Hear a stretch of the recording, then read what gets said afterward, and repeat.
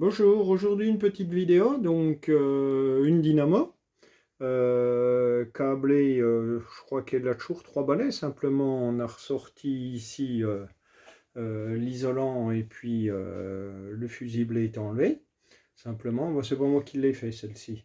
Et on va la mettre sur un régulateur Bosch, donc standard, avec une batterie, hein. Donc on sera comme sur une voiture, hein, en fait.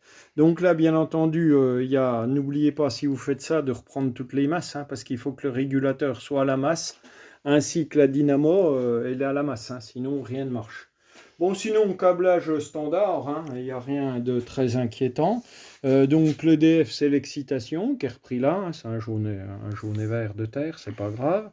Un plus, dessus j'ai remis un voyant, parce que le 61 a eu un petit coup de chaud, a priori.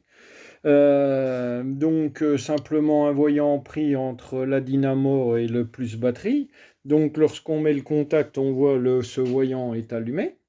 Et puis lorsqu'on va démarrer, j'ai remis quand même un voltmètre supplémentaire que j'ai été chercher entre, on le voit ici, le plus, et l'excitation, qu'au moins, hein, on voit bien c'est le fil noir qui est au moins, là, on voit que c'est le fil noir qui est au moins, et le fil plus, je l'ai remis là, donc à la bobine au plus, comme ça on va regarder ce qui se passe. Et on voit bien que dès qu'il y a le contact, le voltmètre donne la tension de 14 volts, donc 13 volts, la tension batterie, donc pleine excitation.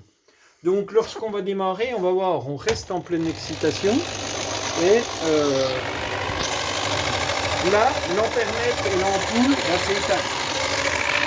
Donc là, l'ampoule va s'éteindre, voilà, l'ampoule s'éteint, le courant commence à monter, le courant monte, on voit le courant qui monte, et l'excitation descend.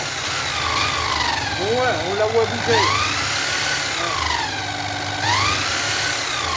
Donc on voit bien l'excitation s'occuper du régulateur gauche. Voilà. Donc une dynamo qui fonctionne et puis donc qui va être rendue à son propriétaire.